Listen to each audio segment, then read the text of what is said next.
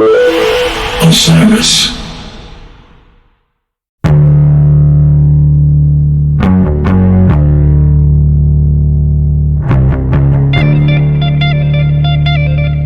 What's going on, my fellow people? How are ya? This is a very special week. This is a very special time of year. Not gonna lie to ya. It's about to be Thanksgiving.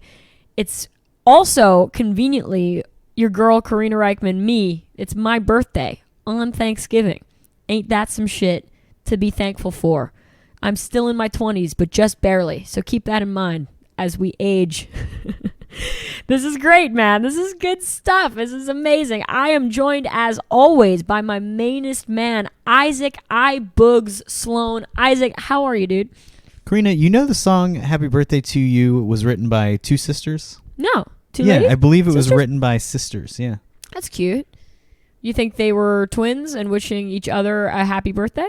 I don't know, but they really altered the course of history with that one. I mean, let me tell you, that one is sung all the time. Here's a question for you, Isaac. I think this is gonna be generationally obvious for us, but you know, when you sing "Happy Birthday to You," right? Happy birthday to you. Did you do growing up a cha-cha-cha? Big time. Totally. Right? Okay, so I was talking with some of my 40-year-old friends. They could not even believe what I was talking about with this whole cha-cha-cha nonsense. But I'm like, dude, if you were born in the mid-90s, you were definitely cha-cha-chaing it up when you were singing Happy Birthday. Am I right? Absolutely. No, I mean, without fail, you would cha-cha-cha. So for those of you who don't know, you know what I'm saying. You go, happy birthday to you. Cha-cha-cha. Happy birthday to you. Cha-cha-cha. Happy birthday, dear Skippy. Cha-cha-cha. Yeah. If you're nasty. Exactly. So it went something like that. You know, I don't know where that came from, but I gotta say, it's really interesting that some people do it, some people don't. Some people looked at me like I got 3 heads when I was telling them that. Anyway, looking forward to my birthday, sort of. And looking forward to Thanksgiving, sort of. Just kidding. Well, you know, we have some unfinished business on this podcast. Oh. We were remiss last week. We regret it. We left you hanging as our listeners. In a big way. In our game of 2 truths and a jam band lie. And you know, for those of you listening, I don't know if you know this. There's a pocket of the internet. It's on Facebook. It's a Facebook group that some folks created called the Karina Reich Fam. You talked about them in a big way last week. Okay, cool. You see, I don't remember what happens week to week, people. But anyway, the Reich Fam was ablaze asking about the big reveal of 2 truths and a jam band lie, and I did reveal it on there to this group of people, but we are going to bring it to the masses right now, Isaac. So your lie was that I have never had dinner with Warren Haynes. I have interviewed Mickey Hart in Blue Face Paint at Gathering of the Vibes in 2012. 2012. And I also have a shirt that Paige McConnell gave me with Jerry Garcia's face on it that was handed to me at Set Break in Hartford, Connecticut in 2010. You see, you just can't make this shit up. You but cannot Warren, make it up. Much like RJB, and I have never sat down to dinner, although I do hope that one day that happens. I do too. I think both RJB and Warren would be phenomenal dinner companions. And perhaps they can talk business. I think Warren Haynes would make a great podcast host. I think Warren would make a fabulous podcast host. I think, these should be 2 separate dinners to kick things off. You should have dinner with RJ and maybe me, and then you and Warren. And maybe me. No, I'm just kidding. No, just the 2 of you should kick it proper first before we bring the whole squad together. But that's just me. I'm into that. I like the one-on-one, kind of. Otherwise, it just gets drowned out, man. Just gets drowned out. You need the quality hang with both gentlemen because they're so important to us. It's special in our lives. And my lie, for the record, was I have never been skiing with Michael Kang from the string cheese incident. Well, it's actually kind of a running joke between the 2 of us that the string cheese incident seems to not often look in your direction. They don't pay me any mind. They don't know who I am. We're not friendly. Not because of any lack of trying or there's no bad blood. It's just it's really funny because they're the one band in this sort of scene that I feel like I don't know at all. Like, not even a little bit. Not a single member. So if you're listening, String Cheese Incident, I'm ready to be pals with you. I've played Halloween like 6 times, more than I've played any other festival. It's always a great time. I think you guys are super swell. And it's time to break the bread. I'd like to have dinner with each member of the String Cheese Incident separately. Well, the real kind of giveaway on that one was that you were skiing in your fib, and I think some people caught on that you're not a skier. They did. They definitely did. But, I'm from the Northeast. That's true. It would be less believable if I was from, Texas. But, man, you girls, from here, a lot of people we know love to ski. They love the après ski. A lot of, my band in particular, we have a few days off on our upcoming tour that kicks off next week, people. Next week, we're going on Northeast tour in the coldest places in the country. And I think there will be some skiing that commences, based out of Burlington, probably kicking it up to Stowe for some of my band. But yes, I will not be joining them. I will let them go, and I will busy myself with other general lunacy in the Burlington area. So, if you're in Burlington, I'm going to be there. A few days off after we play Nectar's, and between Nectar's and Portsmouth, New Hampshire, we're just going to kick it up there for a couple 2-3. So, looking forward to it. Send me all your Burlington recs. I love coming up there. And the tour kicks off next Wednesday in Ithaca, 11:30. That's November 30th, Ithaca. Then the following day, Albany. Then the following day, Pembroke, Massachusetts. That's a Friday at Soundcheck Studios. And then the following day, Saturday night at Nectar's, the legendary, a wonderful place to play and to be. Cannot wait to be there. That is Saturday, December 3rd. Then a few days off. And then that following Wednesday, Portsmouth, New Hampshire, the Press Room. The Press Room goes. Oh, snap. I cannot wait to be there. It's really exciting. Played there a million times with Marco. Always a time. Played there 3 sold-out nights in a row last year around this time with Marco Benevento. It was the time of my life. Followed by Portland, Maine, Sun Tiki Studios. Followed by Bridgeport, Connecticut, Park City Music Hall. Followed by, and finally, Pearl Street Warehouse in Washington, D.C., our nation's capital. That's the whole tour. So I really hope to see you out there. I cannot wait to be bringing the music every night, constant with my dudes, making it happen. Anyway, that's it's on the docket. So it's like, we got this Thanksgiving week, birthday week, chill week. Nothing chill about it. Very hectic. But then the following, it's going to really make this week look like a massage. Cannot wait. Anyway, good times all around, Isaac. It's a wonderful thing, and so much has happened. And we joke all the time about how every week Billy Strings makes his way into our news. Am I right? know. Well, we were called out actually for not mentioning Billy Strings last week, and this week obviously we have more than enough to say about our man William Apostle. William, we got a lot on you, and we can't wait to keep talking about you. So a lot of hot goss here. Of course, the very historic Trey and Goose tour came to a close last week.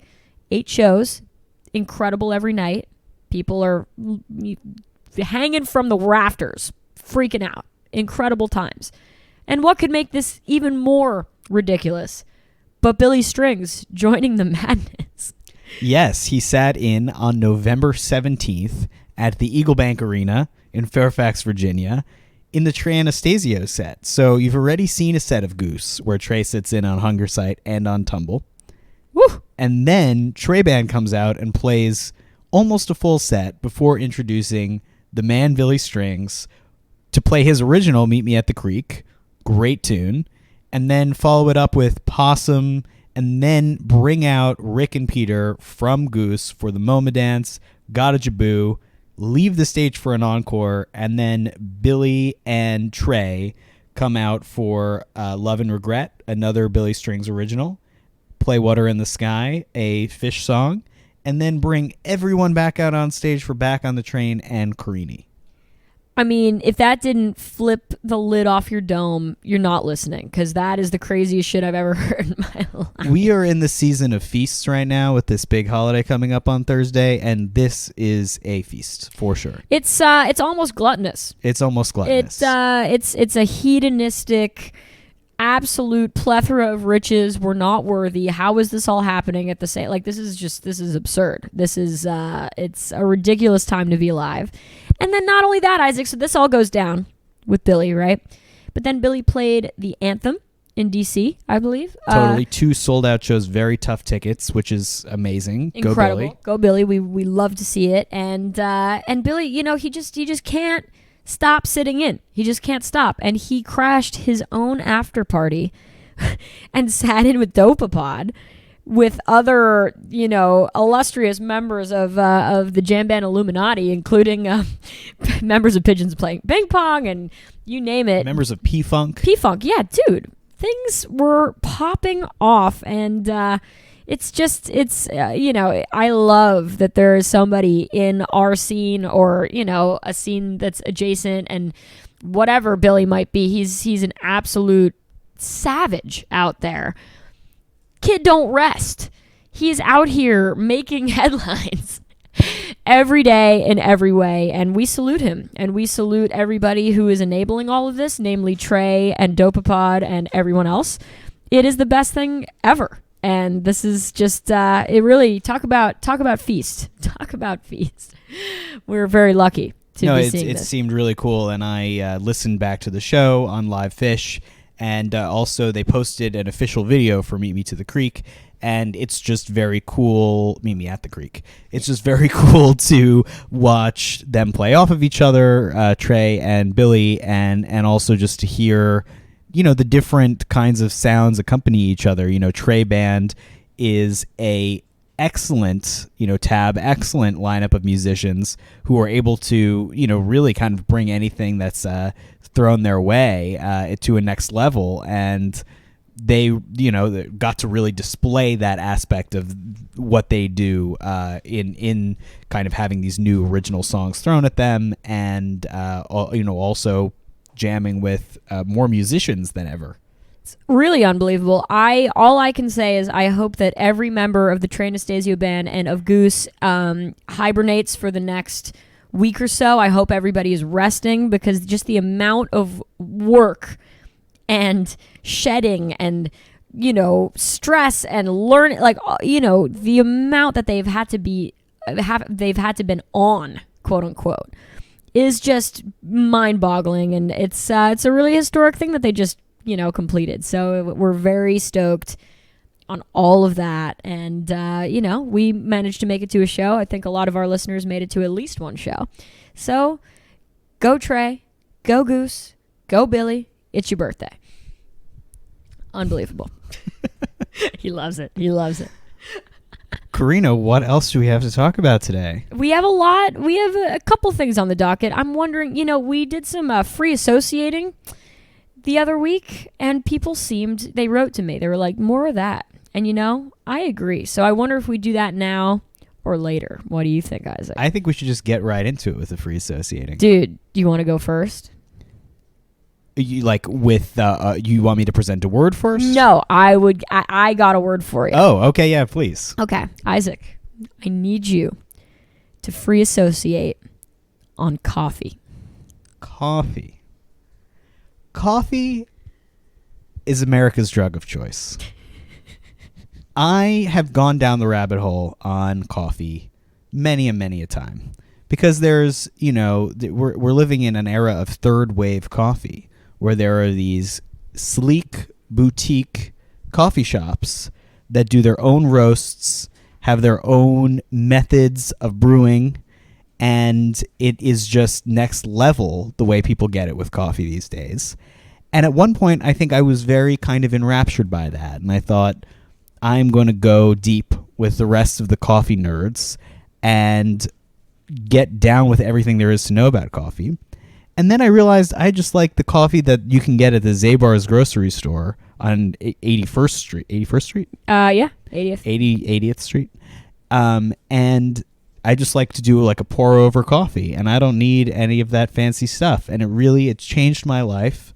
It's definitely a lot less expensive. But you know what? It is really fun to visit a new town. Coffee tourism is a real thing. I almost called it toffee tourism. Totally cool. I think toffee tourism would be a cool thing. You go to a new place and you explore their toffee purveyors. Toffee and coffee go very well together, I would argue. And toffee's kind of an underrated thing.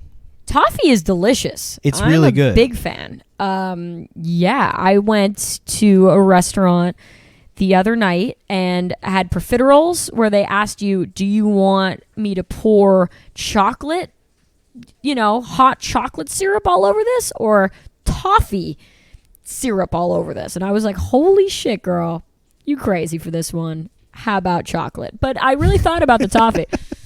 Well, toffee is also in the butterscotch family, right? Yeah, absolutely. I have had a butterscotch pudding once, or a tart or something like that. Holy shit. You don't see that everywhere. It's a really good thing. It's a big fan. It's definitely a good thing. And toffee is caramel's cousin, as we're, and all of it. I'm a big fan of all of that. But back to coffee. Yes. Well, you also have a coffee item of choice, and it is the Inspiración Palermo Kazar pods in the Nespresso. That is really my drug of choice. I'm really not into anything but that at all, actually. That's really one of those a day. I've learned that's my dosage. That's just great. And of course, sometimes you're away, you can't have that. You got to get, something else. As you say, coffee tourism, never hurt nobody. But I really do find that caffeine level, the taste, the mouth feel, the crema that comes from that, for whatever goddamn reason, that's my shit. And for those of you who don't know, Isaac and I had a brief moment where this is pre-pandemic, things were different, I think we had more time on our hands, maybe we didn't, I don't know, but we wanted to be the owners of and purveyors of a canned espresso company, served chilled, called Shot, all killer, no filler. We actually made a PowerPoint business presentation about this and surveyed the market and sat down with different coffee companies, and we were on email chains. This was right before the pandemic, because I remember production halted because they were we're not, what are you talking about? It's we pandemic. Met with a lawyer, a copyright lawyer. Things were really, when you think about it, we were actually moving pretty quickly. We have a spindle of stickers that we would have put on the can. We had sized the cans. I mean, if anyone out there is listening and wants to get back on this project with us, we could use your help. We could use your help. And honestly, in talking this through, not the worst concept we've ever had. And it's funny, we had that concept, and then all of a sudden, it was High Brew has a version of this. Rise has a version of this. Blue Bottle has a version of this. But a lot of that was cold brew, not espresso served chilled. And the whole concept here, guys, is you're on the road all the time trying to get an espresso vibe going on, and everywhere you go at these rest stops, sugary, frappuccino, dairy, milky, horror, literal nightmare horror added story. Flavors. I can't do flavored coffee. No flavors. We needed just 2 shots of espresso chilled. That was the whole concept, which does differ from cold brew, So anyway, if people are hearing this, you're liking what you're hearing, you got a place to promote it. It's called Inappropriate Happiness, the podcast. I think it's a hit. Really good stuff. Great free association, Isaac. Unbelievable. Thank you. Fucking coffee, dude. Should I give you something to free associate? I don't know. What do you think? I think I probably should. Well then, fucking A, dude. Let's go with picture frames. Picture frames. I love it. Picture frames, different than poster frames and different than fine art frames. Picture frames, we're talking small guys for the most part. Yeah, I like the ones with the little flap that allow it to stand up, the little stand.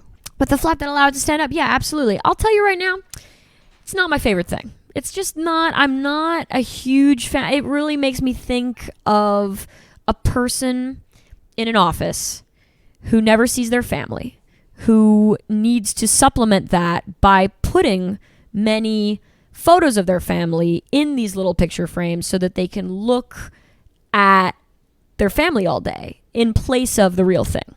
And that is sad a little bit. And I understand the need for it, and I think it's great. But that's what comes to mind to me first thing. It's not like, oh my God, I put all this fun shit in these picture frames. Like, no, to me, it's a coping mechanism for the most part. That's really interesting. That people use those things for, you know?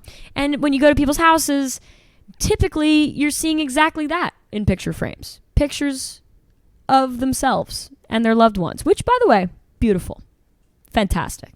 But also not really what I want to see. I want to see fine art. I want to see posters. I want to see things that get you off. You know what I'm saying? I want to see like some cool, trippy, awesome shit in a picture frame. Not, you know, and I hope, you know, hopefully you're seeing those people IRL, you know what I mean? And that your heart is filled with them and you don't need to see a photo of them to remind you of them. How about digital picture frames where there's like a rotating slideshow of pictures in one thing that kind of looks like a frame, but really it's this like sort of mini monitor?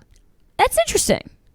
The little, you know, like with the whole NFT thing, you know, people are buying like sort of digital art and not knowing how to display it because there's no real way in which you can display it.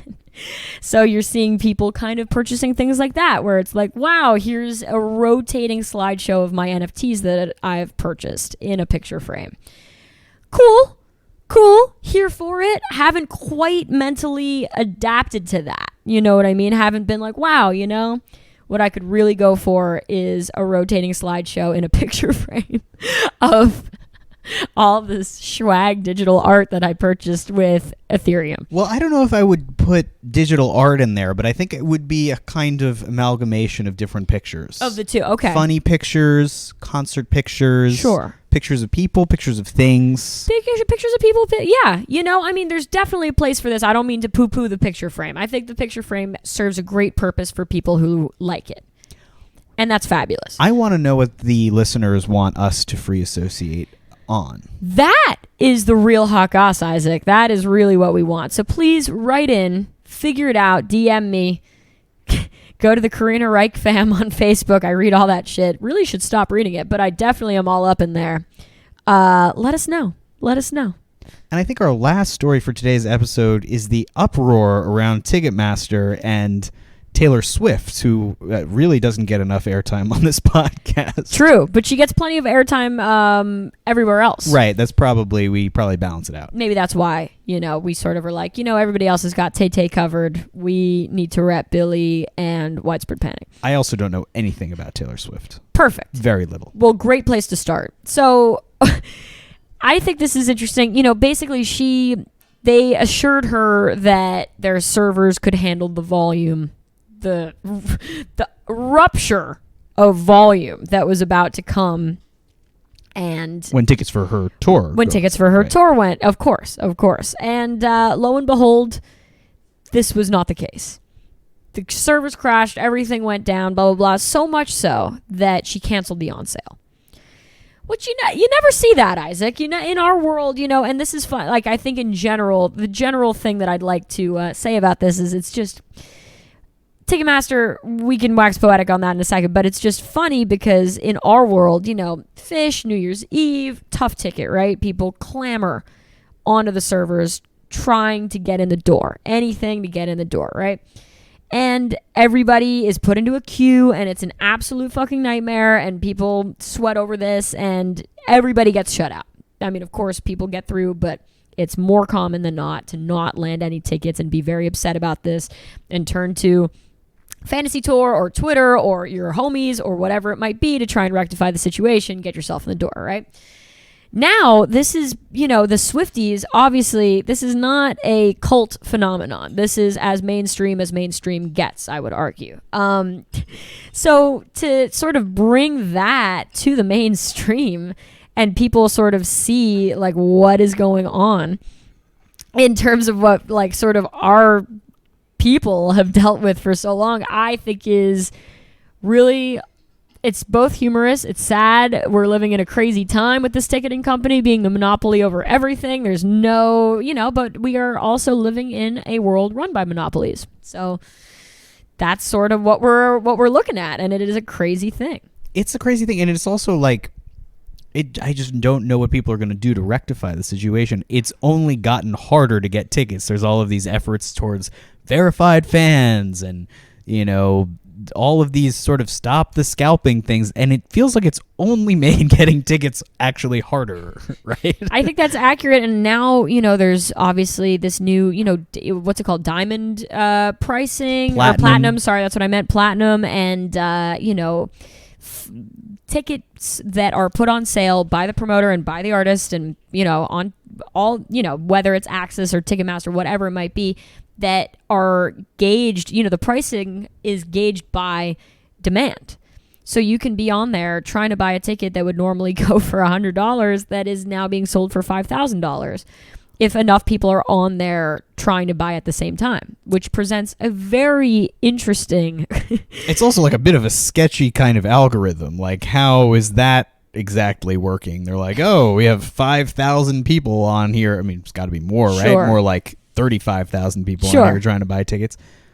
Let's jack it up. Like, what? That's the vibe. That's the vibe. And like a lot of those very, quote unquote, good tickets get put aside for exactly that, Sure. and it's a really interesting, ethically questionable. Sorry, the words are not coming out. Ethically questionable on some levels. And, a lot of that is stuff that is decided by the artist. Right. At least it is always run by the artist. That we know. You know what I mean? So like when that shit happens and the top, the first 4 rows of the orchestra are put aside for that sort of, flex seating, it's not like they're pulling one over on Mitski or whoever. They know exactly what's going on with that. And it's just, it's a fickle time. It's a fickle marketplace. It is a fickle industry. And sometimes when you're hot, you're hot. And people want to capitalize on that. And, on some level, all the power to them. On another level, what the ever-loving fuck is going on? It is so complicated. And, it's very interesting that the Swifties, if you will, are facing these sorts of struggles and strifes at this current moment. And, we just hope that the problem gets rectified and everybody gets in. Well, I think it's also, like the Swifties, Taylor goes out on tour, I don't know when the last time was, maybe 5 years ago? It was a hot minute ago, I believe. It was a hot minute ago. So they are also a little bit out of practice. I mean, they probably go see other things, but a little bit out of practice with Ticketmaster. Like, Phish fans dedicate so much time to, like, figuring out the best way in the door. You know what I mean? Like, I do feel for all the people out there that are looking at this with fresh eyes thinking, what on earth? Like, that's got to be jarring. It's got to be. And so many young kids who have no concept of what this all looks like, and the poor parents trying to figure this all out who also have no goddamn clue. Right, there's parents involved in this. There's got to be a lot of parents, a lot of kids trying to go see their favorite artist, and it's just become I can picture a lot of tears, a lot of tantrums, a lot of misguided parents who don't know what to do, and you can't blame them. You can't blame them. So, a lot to say on the subject, a lot of questionable stuff, a lot of, this is the way it is. Should it be the way it is? Who's to say? Probably not. But there are these systems in place that are in place. And it is a shocking time to be alive and to be a rapturous music fan trying to go and see your favorite artist. Yes, and there are some success stories. I know it's few and far between, but occasionally you do hear about somebody who got in at the price they wanted to get in at and were able to attend the show without paying an arm and a leg. And, God, we hope for more of that. We sure do. And we also shout out to the concept of miracling. Totally. Miracle culture, and it's definitely a hippie thing, but I would love to see it, permeate into all sorts of, areas, which I'm sure it has and will continue to do, when people obviously in our space, for the most part in the jam world, people put their fingers up looking for a ticket. Somebody has an extra. They miracle it to them. And boom, that person gets into the show for free. It is a beautiful act of kindness towards a stranger who likes the same band as you. I support that wholeheartedly. It's probably one of the most exciting things to happen to you if you are a young teenager. I can't even, I'm literally flashing back to times in which it happened to me, and I thought I was going to hyperventilate from excitement. Truly an amazing gift you can give another person. So more of that. Taylor Swift fans, if you got tickets, go to the show. Taylor Swift fans, if you didn't get tickets, put your fingers in the air. And hopefully people will understand what that means.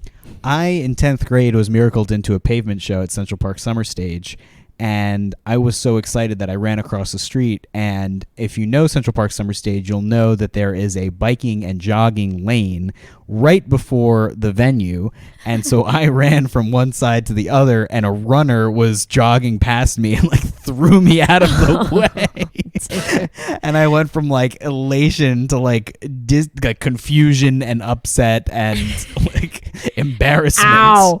Yeah. Oh my God. But then it was you probably shook it off and yeah, got totally. in there. I learned my lesson. Look both ways. Sure. Beware of joggers. Dude, I have run into more than a couple joggers, and not when I was miracled into a pavement show. So at least you had an excuse, I hit the pavement. You hit the pavement, man. You hit the pavement. And on that note, I think we need to put a bow on this thing, Isaac. I am very excited for this Sunday. Osiris, the very fine people who put this podcast on for you, the people, they are putting on an event at the City Winery. It's me, Alex Skolnick, and Scott Metzger, and some very special guests, an evening of conversation and music. I cannot wait. I spent a good many hours with my good pal Alex Skolnick yesterday in his Park Slope apartment playing music together, which was such a blast. And we're preparing a very special show for the people. Can't wait to talk. Can't wait to play. Osiris puts this podcast on. They make it all possible. Shout out to our man RJB, the maestro. And shout out to our girl Marlo Shankweiler, the producer on our end. Things are just flowing and effervescent as always around here. And Isaac, as per usual, what an absolute thrill to shoot the shit with you. Always a joy. We wish everyone a good holiday. Enjoy yourselves. Tell people you love them. Listen to some live music. Get absolutely stupid with it. Listen to some studio albums. Listen to some studio albums. Honestly, that's what the artist intended you to hear first. And we wish you a really wonderful rest of your week. And next time we speak, I will be 1 year older and 1 year wiser. Bye-bye. Bye-bye.